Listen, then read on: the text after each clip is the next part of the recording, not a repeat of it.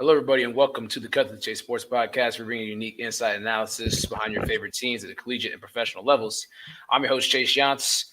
Alongside me, I got Brady King, who's back on the program tonight. What's up with you? Man, not much. Just ready to excited to be back. Since I missed the last podcast with Chris Drew. Wish I could have been there, but I had other priorities to attend to, sadly. So, but I'm ready to be back and ready to discuss this very good week of college football we have coming up. Definitely. And then down below, we have the infamous Matt Ricketts. What's going on with you, Matt? What's up, man? I'm ready to roll. I always say Wednesday is usually my favorite episode of the week. I think we traded Brady for Chris, so I think yesterday's might have actually been a little bit better for me because I'm not a big fan of Brady, but whatever. All right, here we go. We're rock and roll. We're turning and burning. We've had a little discussion. I think a nice 1v1 contest between Brady and Matt would actually be really nice to have in the works. So those guys can just kind of, get any tension or steam off each other and see who can score more baskets. And we talk a lot of football here, but hey, why not get on the hardwood? I think we need to. Yeah. I don't want to do hardwood. I want to do boxing gloves. What about that one? Oh, I want to go like straight. I will absolutely destroy you. All right. We should have Matt get drunk and fight Brady. That would be a very interesting looking fight. I can do that pretty good. Oh, all right. So you got a little experience in that. But never mind. Just come on. All right. We're not trying to release anything crazy, all right? But we gonna have some type of fight or something in the works with these two down there because as shown, they fucking hate each other, but they're on the same show. So without further ado, we gonna get into this. First game on the slate for Saturday that we'll be taking it on is obviously our number 2 Ohio State Buckeyes taking on the Northwestern Wildcats. They'll be at Ryan Field Saturday, 12 p.m. on ABC. Brady, I'll get your first look at this. What do you think the Ohio State University is going to do on Saturday? What's something you're looking out for? So I'm going to miss the first part of this game due to a basketball scrimmage. But I heard there's supposed to be really bad weather this game, like 40-mile-an-hour winds, rain all game. So not good for us necessarily, but maybe that means we'll get the run game going, and maybe this could be a big Mayan Trey day. I hope Mayan. We need to get Mayan in there as much as possible. He's RB1, and it is not close. And I also believe that, maybe practice throwing it in the conditions a little bit. I don't think we're going to lose this one, obviously, because Northwestern's not very good.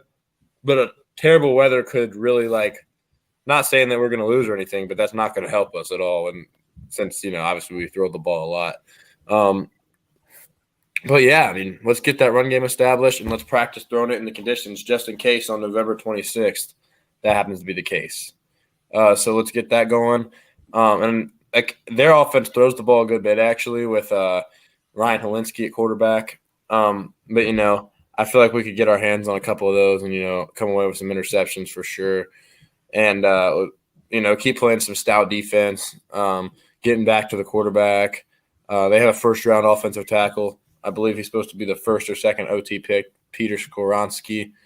We'll see if JT can disrupt him, and along with Jack Sawyer and Zach Harrison as well. So from that point, other than that, just ready to see what we want to do on offense this game due to the conditions. And even though this isn't a great team we're playing, always excited to take a step closer to the team up north November 26th, because if we're being honest, that's all any of us are thinking about at this moment in time.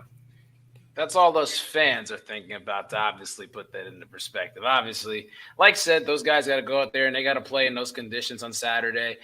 People are going to go on ahead and say, oh, it's a trap game. It's this and that. It's the weather. It's the huge point spread of 38 points that Ohio State's favored by, right 38. But it's that. You got the bad weather. Ohio State's passing offense is so good. Mayan Williams is banged up, but it looked like he was at practice today. Yep. They weren't able to really watch practice live, and they had to go through some of the post-game, post-practice reports. So, look, all was good there. So just keeping fingers crossed for Mayan to come back. Obviously have those two guys, Mayan and Trey Henderson, running the rock and, trying to build a good lead. So, we can obviously work on that type of passing game. Matt, what are you looking at for Saturday for Ohio State? With the weather conditions, obviously, we struggled to run the ball for 4 quarters last week against Penn State on the road. We obviously broke through and were able to run the ball when we absolutely needed it towards the end of the game. But I'd like to see us just try to, with the conditions and everything, come out and just try to establish a run. Pound the ball, be physical up front, try to move these guys around a little bit. Historically, they play a lot of zone defense. They're dropping a lot of guys in the coverage and everything. So we're going to have to take a lot of short passes, take everything that they're going to give us, and not try to force anything down the field necessarily, which isn't a bad thing. I mean, these next 3 weeks are just we just got to work out the kinks and get ourselves healthy and rolling into the big one. You know what I mean? So I'm not too concerned about the weather, not too concerned about the conditions or anything, just because I know how good we are on offense.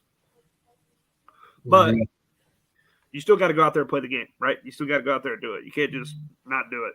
So hopefully nobody's looking ahead. Denzel did say something about Michigan already, so in this press conference. So I get it. It's big, and we're not playing anybody really. Maryland's not a terrible team, but they're a couple weeks down the road. We still got 2 games here. They had Michigan scared at home, though, to be fair. That is true. We're on the road. Yep. Yeah, you're right. So, I mean, it's I just don't want to look ahead. You know what I mean? Yeah, I don't want anybody looking ahead. That's kind of my deal. Can't look too far ahead, especially when it comes to November football, because I know college football, you start to see where teams are separating from the pack, or some teams are separating in the wrong direction. But, looking past an opponent and giving, the inferior opponent any type of way to get in and just like stay in a game like that. It's just, you don't want to deal with that, especially when you have a huge game coming up on November the 26th with that. Interesting stat, Ohio State's averaging 191 rushing yards a game this season. Obviously, they were averaging over 200 yards a game before, coming off their bye, and they played Iowa. Since then, they've averaged 82 rushing yards in their last 2 contests. So that's obviously the main focus that we would say that they're trying to get that run game back and going with the conditions. That's all we can talk about. The conditions, the run game is Mayan good right now. It's not the concern of C.J. Stroud. There's no concern with him. It's just the conditions that are involved. The receivers are cool right now. JSN is just getting looked at and, see if he'll be all right for the rest of the season whenever we'll get him back.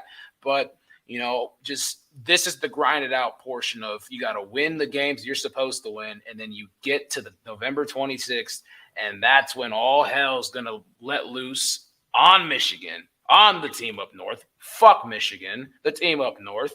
Matt obviously said in a toast here or there, obviously this, a little drunken toast. He was a little tipsy. But yeah, gotta love it though. But, we'll definitely keep an eye on this game. The 38-point spread is really large. So maybe that's a Matt's pick, but I don't know about that one. So not to foreshadow anything too far, but man, I'll tell you this, after Ohio State, we've got a barn burner right here. Tennessee, Georgia, number 1, number 3, Saturday 3:30 on CBS. We talked about it for a couple minutes on the last episode with Chris Drew, but we're going to take a little more of a deeper dive into this one. I'll start it with Matt. What exactly are you looking for Georgia to try to, win this game at home and try to take the spot from Tennessee? I think Georgia's got to find a balance of taking advantage of Tennessee's secondary without trying to get in a shootout with Tennessee. I don't know if they can do it. I think they might have to win a shootout here, and I think they will. So I just think that Tennessee wants it to be a shootout for sure. But the problem is Tennessee's secondary is so shitty that there's a chance that Georgia is able to score a lot of points quickly. So the more possessions that Tennessee gets, obviously with Hendon Hooker and everybody, the better it's going to be. So I think Georgia's going to try to find a balance here, controlling the game, but realizing that they got to score too to keep up with them. You know what I mean? And I think the Tennessee secondary is just terrible. Like, it's just bad. Like, Alabama's shitty receivers average receivers. I'll say average. Average receivers put up 42 points offensively against them. Yep. So I just think it's going to come down to how much they can expose that secondary, which I think they will. So that's kind of my main look here. And you don't think of Georgia as a light up the world, throw the ball offensive team, but they can do it. And I think, Kirby Smart's going to have his guys ready. That's for sure. Stetson Bennett, I just look at his numbers, and he's averaging 293 passing yards a game, which plays, when it comes to a numbers game, it plays right into the stat metrics of Tennessee, who's giving up 301 passing yards per game. Look at some of the teams that they've played, obviously during, the start of the season. They played Ball State, they played Pitt, Akron, Florida, LSU, Bama, UT Martin, Kentucky. So there was at least 3 cupcake teams in that, entire portion, and 300 yards passing given up in 8 games. Think about it. You're playing 3 really bad teams, and you've played 5, SEC games, or 4 SEC games or whatever it is, because they played Pitt second game of the season. That's a lot of passing yards they've given up. It's a ton. Ridiculous.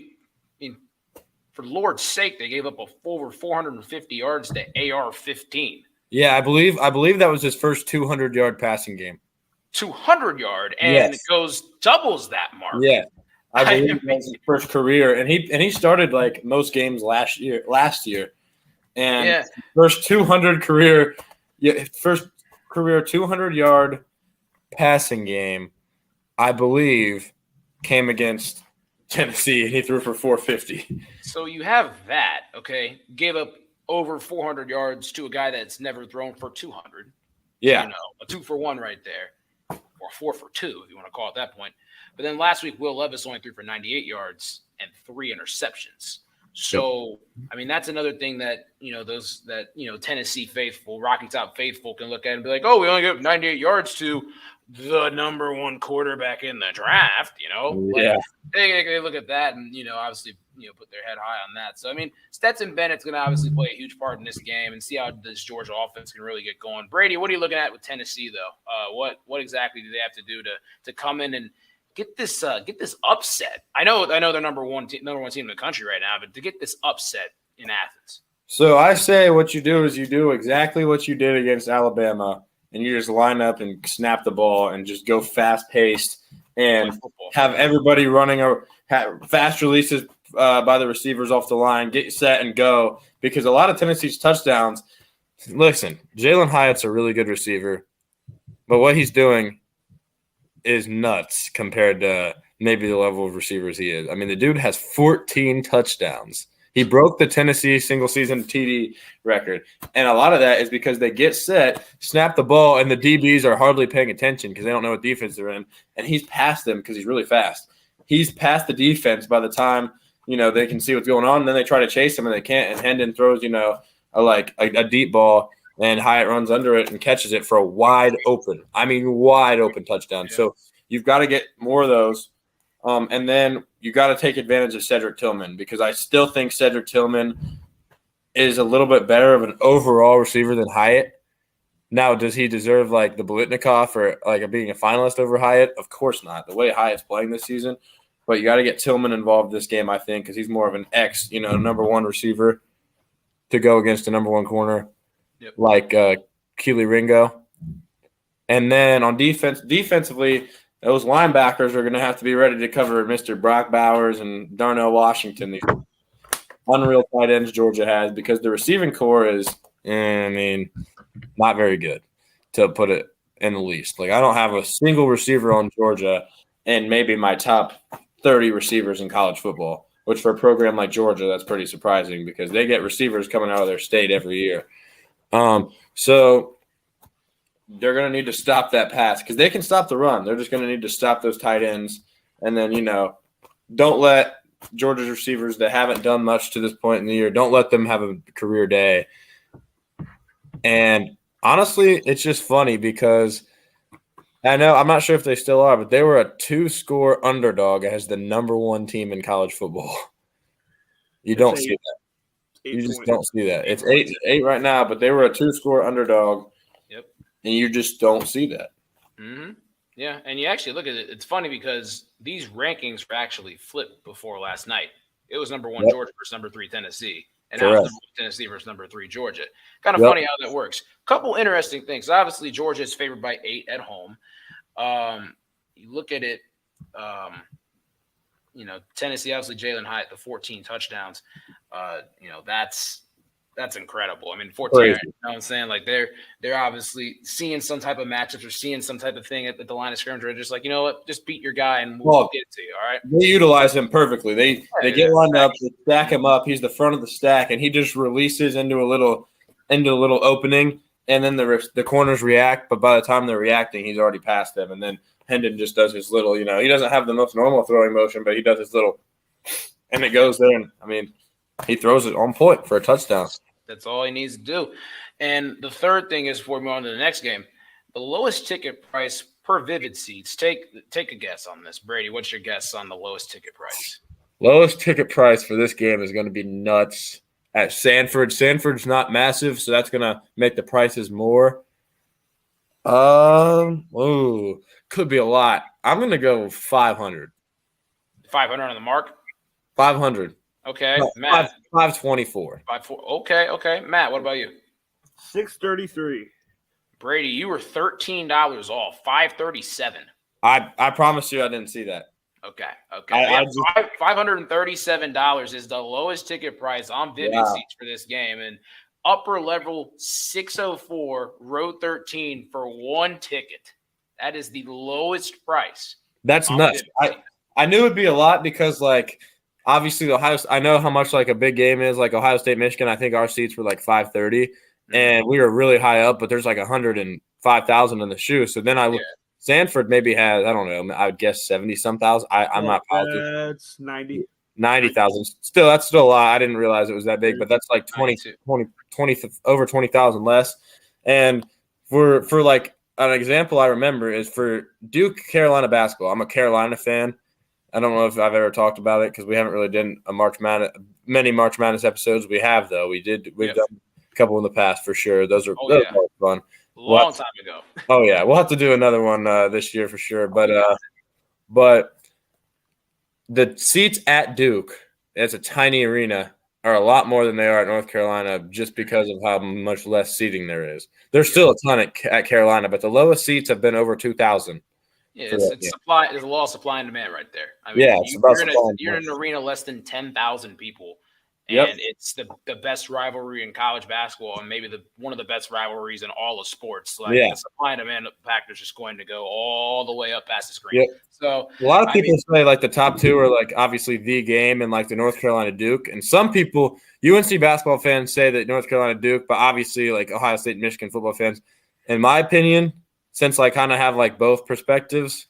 Oh, you do, yeah. I think the Michigan-Ohio State rivalry is a little bit bigger than Duke. Yeah, I mean, both of those are fair. It just depends on what sport you kind of lean more toward. It's also the fact that we play Duke. Well, North Carolina plays Duke twice at least every year compared to the one D game you get, and sometimes zero if the other team happens to be scared. Not sure if that's ever happened before. Yeah, I don't know. I don't know if that happened a couple years ago or not. It might have. I feel like that sounds familiar. I feel like. Did you hear a story about that, Matt? About that happened? Bunch of fucking pussies, but whatever. Yeah, for sure. I believe we were beating every team they lost to by like 50, and so that would have made us probably beat them by about 50, but. You know what's crazy about that? I just want to bring this up. Tell me we wouldn't have ruined their program and made everyone transfer if we did that. And they would have never beat us last year because they wouldn't have those guys. Tell me that's not possible. The perfect thing to summarize this up before we move on is it's on site. You're in our place, bitch. There you go. I can't wait. I'm so happy. Welcome to our house. We'll talk. That's gonna be a hell of a special episode that we got. Oh, for sure. That week of that game right before Thanksgiving, that's gonna be. You guys better tune into that one. I'll tell you. Oh, for sure. And JSN's dad yesterday, somebody had an interview with him. He said the earliest Jackson could come back is the D game. Well, there you go. And, so hopefully he comes back that game. Yep. And we'll talk about that. But we'll also move on to we're gonna move on to this one though. This is Alabama and LSU. This is they're the game right here. I don't know. Yeah, number 6 versus number 10. You know, like when you look at this ranking, okay, Alabama at 6, they're higher than TCU, which a lot of people have had problems with, which we have problems with as well. Yeah. But I don't know what's worse, them being at 6, higher than TCU, or LSU being 10. LSU being 10. I mean, but both of them are bad. Here's the thing. Bad, yeah. Mm-hmm. Here's the thing. If Alabama would have been killing the other teams they played other than Tennessee and then lost that 3-point game, I would agree. You can't really punish them for having to play Tennessee and like, okay, you lost a game to them, put them ahead of TCU, who hasn't played as tough of teams. But then I think to myself, wait a second. Alabama didn't play good against Texas or A&M and had a really rough spot against Arkansas as well until they got it rolling. So why are we giving them a pass just because of their name, Alabama? Like, that is the only reason they're 6 right now. Man, them teams with the letter T, man, are giving them problems. Texas A&M, Tennessee, giving them problems. Keep loading them up with some of them other T's on the schedule. Shoot. I know. Man, I mean, looking at it, though, Brady, what's a look for Alabama? How are they going to win this game in Death Valley? So, honestly, the biggest thing for Alabama is to be able to stop the quarterback run from Jaden Daniels because he's been very effective on the ground. And also, you have to deal with this atmosphere because they got destroyed by the Tennessee atmosphere there early. Tennessee jumped out with that big lead, and I think a lot of that is due to the fans over at Tennessee. They were wild, heard it was a great atmosphere. And this LSU atmosphere is usually one of the best. Most people would say that the top 2 are LSU and Beaver Stadium. Those are probably the 2 most. I honestly definitely think Penn State at night wide out destroys LSU, but like an LSU night game is nuts. Like I think that's still the second. I mean, I haven't been to either, sadly. I'd like to go to both. But both are unreal. And so Bama's going to have a struggle this game, and we'll see if Bryce Young can find a rhythm and, throw the ball downfield against this LSU secondary. You got what's his name? Jermaine Burton, who shouldn't be playing in this game. Because of the incident he had at Tennessee where he punched a woman and then he might have punched another dude as well. Wow. And he was scared is why he did it. He was so scared. That was his excuse. Says the man with pads on. Yeah, he was so scared of those students at Tennessee. Maybe that's your problem why you can't catch the ball. And then Bryce Young, he'll find a way. A lot of the time when his receivers aren't open, he'll try to, extend the play and run around, and then maybe a receiver will come open and then, toss it downfield to them. And that's a way they can get yardage against this secondary. Not that LSU has – this isn't like an LSU secondary covered with first-round picks like some of their years, but still not a terrible secondary from my understanding. And, interesting that they're in the top 10. Why do they get to be in the top 10 but not some of these other 2 lost teams that are just as good as them? Yeah. I can tell you why. It's because they're playing Alabama this week. And anything to boost Alabama's resume will be done. So that's all I got to say. So this is still a very intriguing matchup, and I'm definitely excited for it. Yep, LSU with walking into the doors of the top 10. Don't let the door hit you on the way out. Matt, what can they do to upset Alabama? And the thing is, it'd be crazy if they upset them. It'd be nice, it'd be nice for them, to upset Alabama. Don't get me wrong. But at the same time, LSU would just keep moving their way on up. But what do they got to do to win this game? LSU will always, typically they play Alabama pretty well, tougher than anybody else does. In terms of teams that play them every year. I think the quarterback run is huge. I disagree. Auburn does, but go ahead. All right. Whatever. Shit. Sorry, I just had to throw that in there. I think you're wrong, but that's fine. Debate about it. Fuck it. All right, let's get it. Well, Auburn should have beat them. They stayed in bounds. Auburn was close to beating them last year. In 2020, they both got killed. In 2019, both beat Alabama. In 2018, both got smacked by Alabama. In 2017, Auburn beat Alabama. In 2016, both got smacked. In 2015, both got smacked. In 2014, I believe both got smacked. God damn. In 2013, Auburn beat Alabama. They get smacked in all those years. They play them closer than you're. Well, Well, but Auburn's beat Alabama 3 times. Auburn beat them more. And LSU's beat them 1 in the past. I love that. I mean, since Saban's been there, it's right. They're both have beat them more. I agree. I agree. At the beginning of Saban's tenure, LSU. Absolutely, that's what I'm saying. Was Saban? I was just thinking more recent. Was why. That's fair. All right, that's fine. Sorry, I was just having a fair. I wasn't trying to argue. You have a good. No, it's fine. You can point it out if you want. But what I'm saying is, what I was getting at was, under the Saban's regime or whatever, LSU's played them pretty fucking tight, and they beat them multiple times. So, yep. I agree. I lost my train of thought. Let me get back to this. All right, yeah. So I think they'll play them well that night in LSU.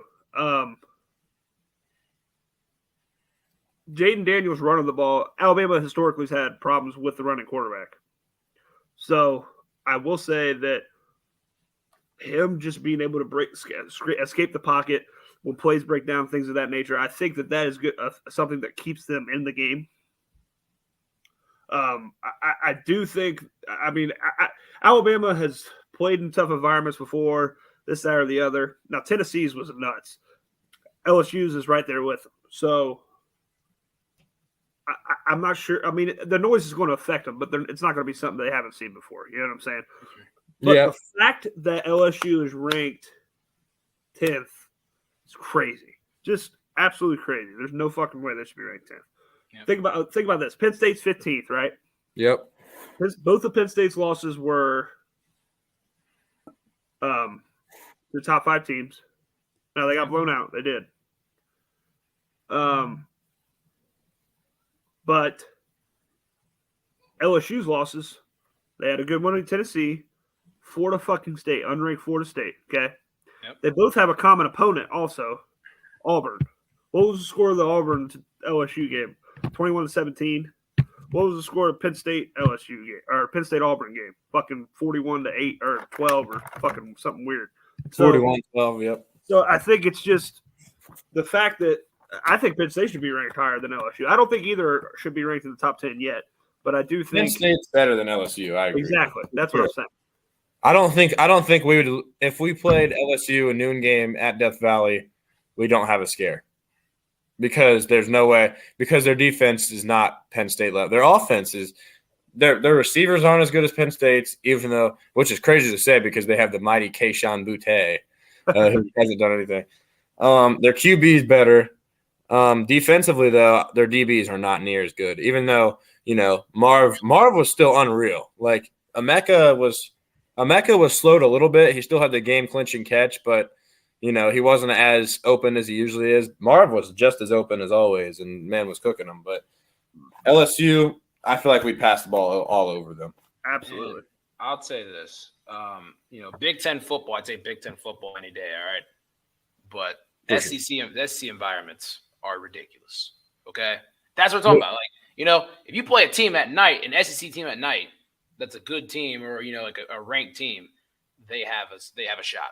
They will always have a shot. I agree for sure. Like it's similar to it's similar in the fact that those are the only 2 conferences that can really affect a game like that. Like you look at the ACC, it's not happening. I don't care what team it is. Maybe Clemson, but that's only because they're good since 2015. And then when you look at the Big 12, nowhere. You look at the Pac-12, maybe Utah and Oregon and Washington. There's a couple of the Pac-12, but when you look at LSU, crazy. Texas A&M can get when they're playing a good team. And then all these, the Georgia, Alabama, obviously at time. Do it too. Ole Miss, yeah. And then a lot of teams. For sure. And then, same with the Big Ten, obviously, the Shoe, Michigan. I don't know about their night games, but last year's noon game was pretty nuts. That sucked. Penn State, obviously, we don't need to do that. I said there's more depth in the SEC, but but I take Big Ten football overall. Penn State is way more quality than LSU. All right. That's the committee is just smoking some bullshit. All right. Oh no, I'm agreeing with you 100%. The atmospheres always give them a chance. Yeah, but the thing is, I know we're talking about we're reacting to these rankings and stuff like that. we also just got to be like this, it's the first rankings they put out. There's going to be like another 6 rankings that they're going to put out. And the closer we get, the closer that we can get more on edge, and the closer that we can bash the committee even more. Because they're never going to put out a perfect 25 rankings. It's just not going to happen. But, obviously, some teams think it's perfect. Some teams think it's not because of where their team is ranked at. But, yeah, we'll move on to this last game we'll talk about. And we'll also get Brady's top 10 quarterbacks in after this game. Number 4, Clemson. I don't know. This guy's going to be on this list. DJ Uiagalelei and Clemson are going to South Bend, the state that I'm in right now, Indiana, to Notre Dame. It's Saturday, 7:30 p.m. on NBC.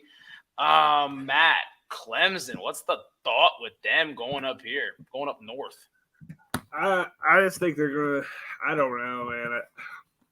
I got a feeling the Buckeyes are going to draw the old Tigers, and they're going to beat their ass in the desert. That's what I think is going to happen. But to get there, they got to win this game. So all year they just skate by their defense. You know what I mean? I just don't. I do think this is their biggest chance to lose here. I think a lot of people are underrating Notre Dame now. I think they have a lot of talented players. They really do. It's just first year with a new coach, quarterback, this, that, or the other. Just hasn't worked out so far this year. Right. In terms of keys to the game, I just don't know how many points Notre Dame's going to be able to put up because Clemson's defense is pretty good. So just keep an eye on that side of the ball. I think Clemson will. Their offense has been playing better. Who's going to be the quarterback, though, right? You know what I mean? Yep. They say DJ's the guy. So if DJ's the guy, then DJ's the guy. We'll see. So offensively, I'm not sure what to expect from them, really. It's kind of a wait-and-see game. But I'm excited to watch this one for sure. Most definitely. This, that, or the other. Who's Notre Dame? Who's Notre Dame, Brady? Like, how'd you identify them? What Notre Dame? Man, they're a talented team that when they get up for a game, they are pretty good. Like against Syracuse, North Carolina. I mean, that North Carolina win is at North Carolina. They killed them. Like, I don't know how they did that. That's surprising with them. So they have some solid wins, but then then they played pretty solid against Ohio State, in my opinion. Yeah. They did have their QB back then. Now they're struck with Drew Pine, who sucks. But anyways, not that Buckner was any good or anything either. But this is an interesting game. If they can get up and play their game and play to their talent level, get Michael Mayer involved and run the ball effectively, I believe they have a really good shot in this game. They can really DJ. I don't see DJ chucking it around the yard very well this game at Notre Dame. Like, you can't really convince me that Clemson's receivers will do a great job. I thought Notre Dame's secondary was pretty good, personally. Their safety, Brandon Joseph, is a very good player. And they just have some very good, talented players on defense, especially. So Notre Dame's a solid team. I do think so when they want to be. But there's times where they just look like a joke as well. Yep. I mean, this should be a really interesting game. Obviously, the last time Clemson went to South Bend, they ended up losing. It was one of DJ's first games starting at quarterback, and it was during the COVID season. They saw each other in the AC championship a couple weeks later.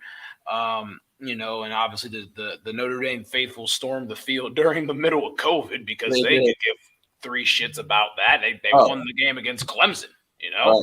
And that's back when Clemson was actually legit too. Basically.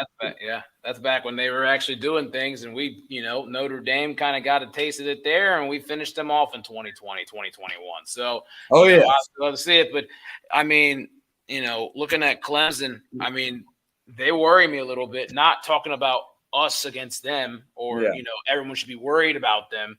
Clemson used to be worried about your safety and well-being going up to Notre Dame, going up to South Bend. I mean, these guys have been licking their chops for you guys the entire season. And now that November's come, it's real football time. I mean, you guys might be in for one. It's going to be 52 degrees. It's going to be a really nice night. Tickets are as low as $93. So, people are going to be going to this one. Only favored by 3.5, Clemson is. The over-under 44. So everything seems really tight in the margins right now for the number 4 Clemson going to unranked Notre Dame. But, we're going to roll into, right before we do our actual game picks, Brady wants to do his top 10 quarterbacks in college football as of October 30th, 2022. And don't worry, guys, Matt's picks is back if you guys were worried about that, okay? We made an agreement to get both of these segments back, to get these segments on the show. So here we go. Brady, name your top 10 quarterbacks in a little detail about them.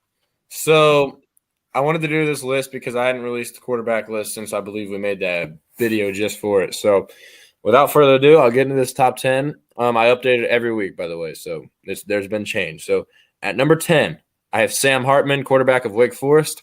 He's got blown out by Louisville. It's not going to change my opinion of him too much. He threw 6 touchdowns against Clemson's defense, which is still a solid defense and was supposed to be one of the nation's best. You can think that if you want. Still really impressive and has been so consistent throughout his career, putting up huge numbers. I don't think he has like this huge, like he's not like this crazy, like strong arm or too savvy or anything, but he just makes plays and throws the ball really accurate and is very smart with the football. And he's a good player. So he comes in at number 10. We got him onto this list. Coming in at number 9 is Texas freshman Quinn Ewers. And it's hard to rank this guy because arm talent-wise, he's probably top 3 to 5 in terms of just pure arm talent and potential. However, there's times where I'm watching Texas and, this guy is, wow, he might be a Heisman contender already.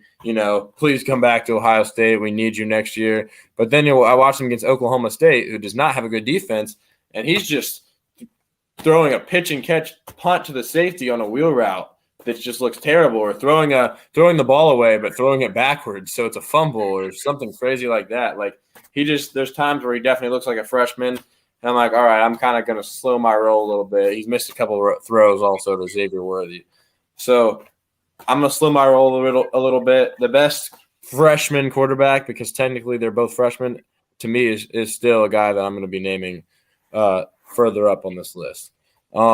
Number 8 is Dorian Thompson-Robinson, DTR, UCLA. This is his 5th year as the starting quarterback, even though he only started 1 year in high school because of Tate Martell.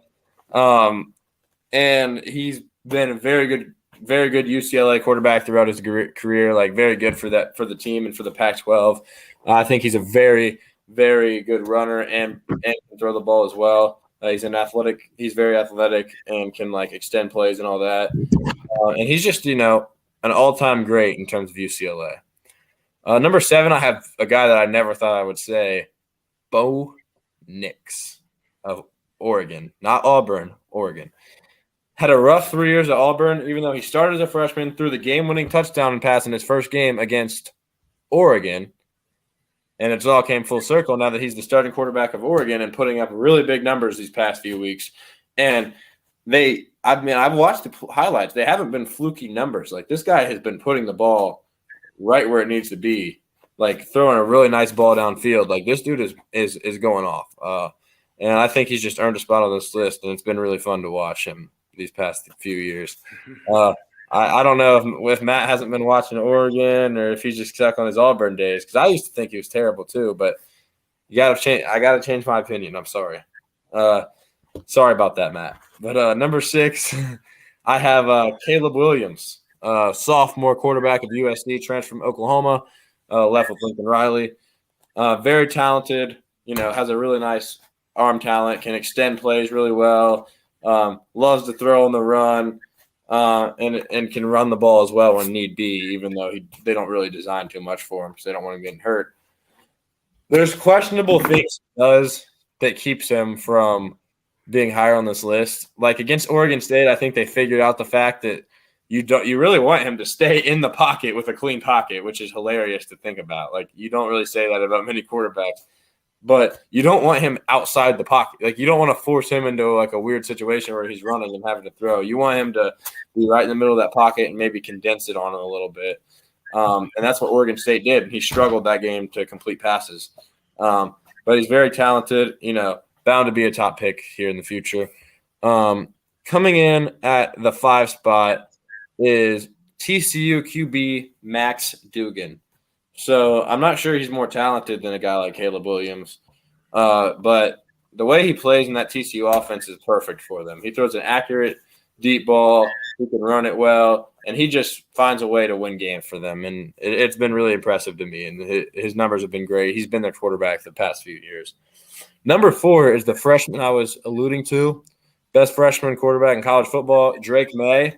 This is technically his redshirt freshman year. He sat a year under Sam Howell last year, and the dude is absolutely lighting it up. I believe he has 30 total touchdowns so far this year, which might lead the nation, to my knowledge. One more than C.J. Stroud total because he has a couple runs, I believe. The dude is putting the ball right where it needs to be. He is so accurate. He's made there's like a big-time throw category from PFF. I believe he leads the country in that. So watch out for Drake May as a household name next year because I think that right now he's getting not as much respect as he should. I think this guy's a stud, and I hope he transfers to Ohio State somehow with Marvin Harrison on all that. I just don't expect it, but that'd be beautiful. So number 3 is Bryce Young. The reigning Heisman winner from Alabama. He's somewhat similar to Caleb Williams in extending the plays, but I think he's definitely better at throwing from the pocket. And I don't know that he necessarily wants to extend the play, but he really holds on to that ball, and he makes you miss in the backfield, which sometimes can screw his own team, but more likely than not, a receiver gets open downfield and he throws it down, he makes plays. So I really like that aspect of his game. That's probably his best aspect, is his way of just avoiding pressure in the backfield and making throws. And he also is pretty good from the pocket. Doesn't have the strongest arm, in my opinion, but it's still a really gifted arm, and he has a very large skill set, and definitely a great player. Number 2, I have Hendon Hooker from Tennessee. Pure throwing motion talent-wise, NFL-wise, he's not as high. But just right now in this Tennessee system, he is absolutely unreal. I really love to watch it. And I just feel like he can sling that thing down the outside of the numbers perfectly. He can throw a deep ball better than maybe anybody in college football, and he's had this great connection with Jalen Hyatt, and they're putting something special down there in Knoxville this year. And he's got them at number 1 right now, so you can't really deny this. And then my final spot, number 1, C.J. Stroud of Ohio State, which if you want to debate me, that's okay. Say it's biased. It's a lot of people think that. It's not just Ohio State fans. He is projected to go number 1 by a lot of people. He just has the best arm. He has the best arm in combination of accuracy, arm strength, and decision-making. His decision-making is unbelievable. He knows where to go with the football just about every play, calling audibles, checking protections to get himself in the situation to make a play. His accuracy is like I've never seen maybe before at Ohio State. I'd like him to get a little bit – I'm not going to say tough because I'm not sure if that's the word, but I'd like him to, run the ball a little bit. I'm not questioning his athleticism. He can do it. I just want him, if he needs to put his head down and get some extra yards for us, a little bit more than he does, and keep slinging it like he is. But, you can't really deny the fact that this guy is the best arm talent and best pure passer in college football, at the very least. So it's my top 10 list. Comment if you guys have any thoughts about it, or Matt or Chase, if you guys have any objections, state your cases or whatever. But thank you guys for listening to my list. Hey, I'm the host here. Matt, backstage is obviously giving some takes about how Bo Nix is this or that or the other. Matt, what's your thoughts on Brady's list? I think it was pretty good for the most part. I think Bo Nix probably has the stats to be a top 10 quarterback right now. So it's fine that you have him in there. I just don't think he is. I think he sucks, kind of. I think he's all right. I think he's all right, put it that way. That's kind of where my take is with Bo Nix. But I also think Quinn Ewers is probably top 6, 7. I think Quinn could be up a little bit. He struggled at times. I get it. But the talent's off the charts, and I think at his peak, he's right there. The best in college football. So those were really the only things that I would change about the list. Okay, yeah, I rock with the list too. Obviously we get this update, every week, every 2 weeks or whatever, because obviously there's some weeks where, teams won't play or there's, not much shifting to be done, but Yep. we got to keep this going updated all the I'll way. have next week. I'm calling it. My list next week is going to be top 10 tight ends. Or no, Tight ends, okay. top 5, because 10 is harder for me with tight ends because I don't think I'm as good at, like, I'm not saying I'm some type of quarterback whisperer or anything like that, but I don't think I'm much of a I'm not as good at evaluating tight ends, to be 100% real with you. Like, but I think I could give you my top 5 because, Brock Bowers will be number 1. That's all I can say. Way to okay. But, it would be interesting where, it would be interesting. If you don't think Brock's 1, you're just stupid. Exactly. We'll see how many Georgia tight ends are on the list. Wonder to see how high Michael Mayer is. Oh, there'll be 2. There'll be 2. And you're giving it away. Fuck. All right. All good there. I mean, it's obviously common knowledge when it comes to that. But we're gonna go right down in chronological order and do our picks. Ohio State, Northwestern, 38-point spread coming for the Buckeyes. They are favored by obviously the conditions not looking too great. Overall, Mother Nature looks like it's pretty pissed right now. Obviously, November's coming up, so there's a lot of Novembers and stuff like that. But here we go. I got Ohio State winning this one. I don't think they're going to cover. I think it's going to be like 34-0. I think it's just going to be a straight shutout.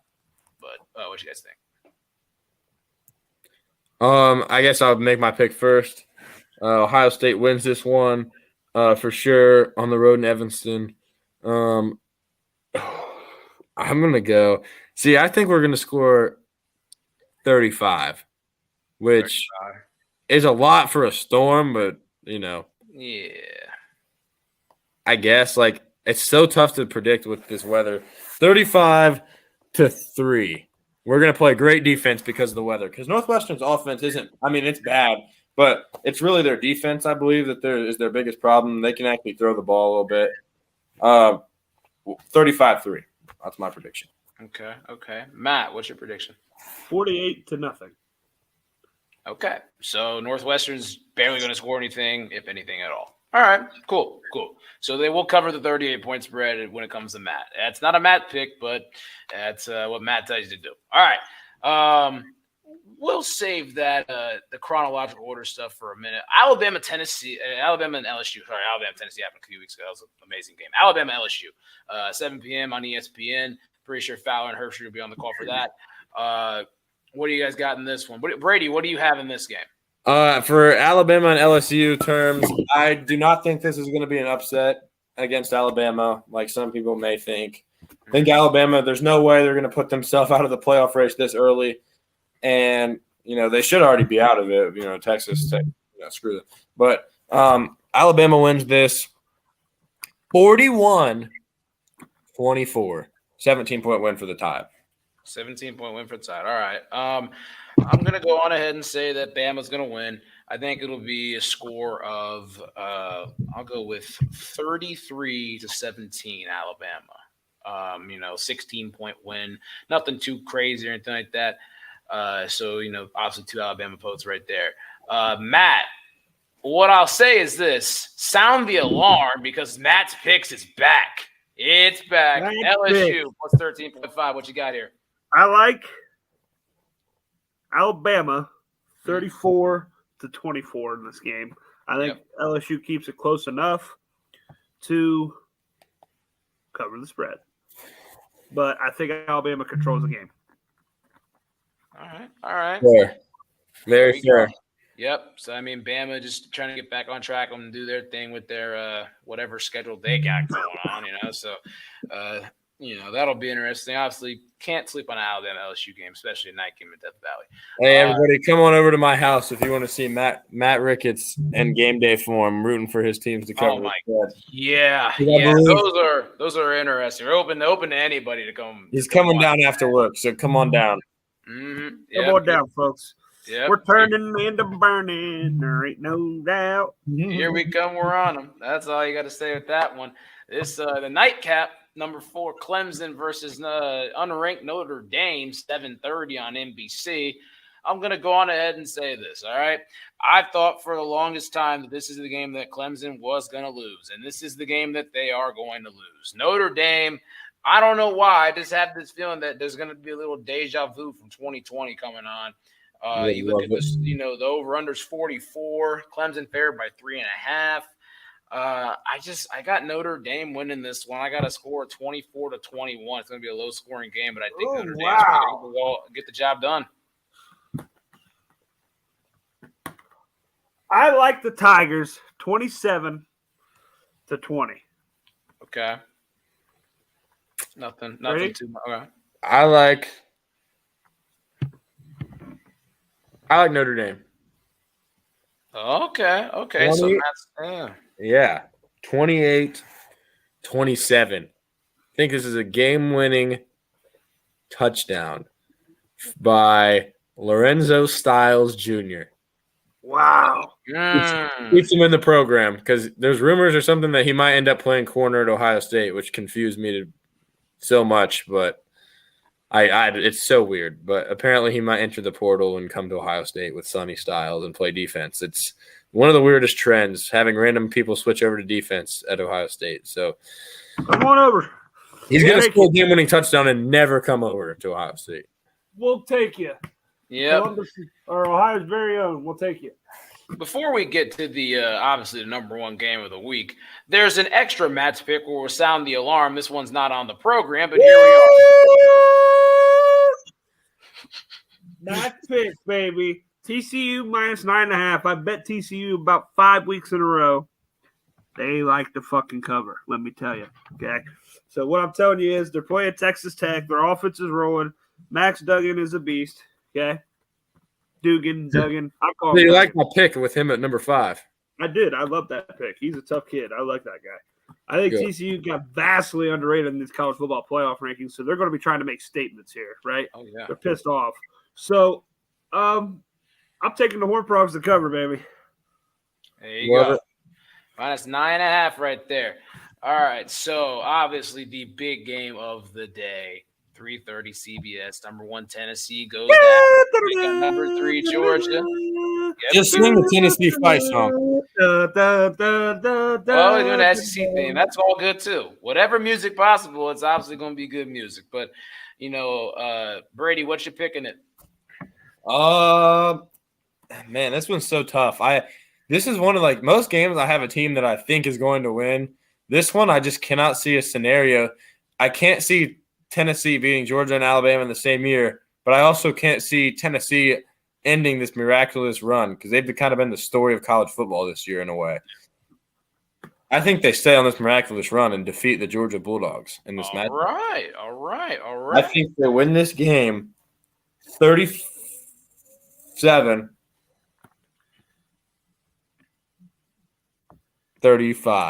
2-point win over the Dogs. 2-point win, squeaking it out in Athens. Yeah. All right.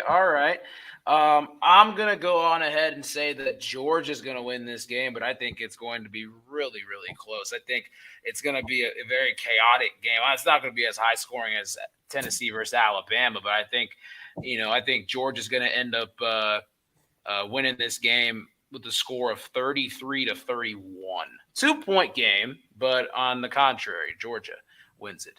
All right, Matt, we're sounding the alarm for this one, but who exactly is it going to be for? Look, here we are. I like the Dogs. Wow. I think Georgia covering. Georgia is covering. I think Georgia covers. I think Georgia wins 41-31 here. I think, first off, Georgia has way better players, top to bottom. So did Alabama. They did. No, you're right. But it was at Tennessee. You're right. A lot different. Okay. So top to bottom, I think the rosters they're not comparable, really. So that's number 1. Number 2, I think Tennessee's secondary. I really think people undervalue Stetson Bennett a lot. I think he won a national championship. True. I know he won a national championship. He made some. I think he won it. Yeah. Sorry. I understand. Yeah. I fucked it up. I fixed it. Okay. There you go. And then I saw him in that game make some incredible throws. Yeah. In that game. Okay. Yep. So I've seen him make throws against good teams. Alabama.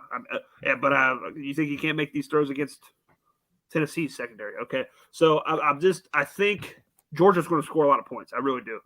I think they're going to be able to run the ball a little bit more than what people think they will be able to, because Tennessee's run defense has been pretty solid so far this year. But I also think Hendon Hooker might make a couple mistakes here. Okay. Very, very loud. It's their first game this year. They played at LSU, but the LSU animal. It was a new game. It wasn't that good. Exactly. What I wanted to say was, like, it wasn't a hype game because LSU was just kind of getting back up. They were ranked like 25. Like, nobody was really like talking about, wow, this is going to be a huge game. You know what I'm saying? This crowd is going to be nuts in Georgia. Okay. So it's going to be a little bit of a different animal, I think. Georgia, number 1, number 3, than LSU when they're fucking 20th or 20, whatever the fuck they were. So I think it's different. Okay. I think the crowd's going to be wild. I think this is a real first tough, true road environment where they're really into it. Okay. So I think Hendon Hooker might come out and not just be, as fluid as he's been all year. So take the Dogs -8. Go Dogs. Bulldogs. Yeah. I feel like communication errors are going to be, from the start with Tennessee. But I think they're going to get them figured out, but just not enough. I think Georgia's going to get out. I picked Georgia to win. I picked Georgia to win by 2. Yeah. Good pick. Here's the thing. I think it'll be like Tennessee's going to kind of stumble from the gate, be like a 10-0 game, but then they kind of find their rhythm. But then it just those 10 points that they gave up from the start, 10-point cushion for Georgia, just not enough. Even though it's a 2-point game, in the end, by the Georgia wins, it's just that stuff from the start, the communication stuff from the start. I don't know if that's going to be all that well, but I think it's going to be a really, really good football game. I think Stetson Bennett plays really well. I have a feeling he's going to play really well. And that would be huge. That'd be huge for Georgia overall. I mean, talk about trying to make a back-to-back national title run. That'll be some big things to see for them.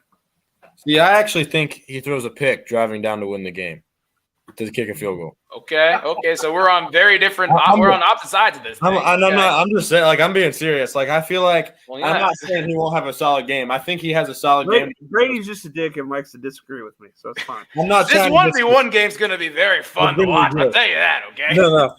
I would have said that as a joke, but like here, like I actually meant to say that whenever I said my score 37-35, the 2-point. Yeah, sure, you meant to say it. Whatever. All right. Get off the screen. So he's going to be driving down to try to kick a field goal. He's going to be trying to hit Brock Bowers, down the seam, but Tennessee's going to be ready for that. And they're going to pick his pass off, and game's going to be over. Georgia fans leave Rocky Top celebrating, still alive, knowing that they just got one more and probably don't even have to win it, important, to go to the playoffs against the Crimson Tide / the LSU Tigers. It's going to be the Crimson Tide. / the Ole Miss Rebels. They still have a chance, but it's not a real chance. Oh, it's a fucking chance. Don't they have 2 losses in the SEC? They have 1. Oh, really? Yeah. Who else did they lose to? What do you mean? They don't have 1 loss? Yeah. Oh, you're right. Oh, for some reason I was thinking they had 2 losses. Well, never mind. It could be the Ole Miss Rebels. They're still alive. Yeah, they're fucking live. Like live. Yeah, they control their own destiny unless LSU.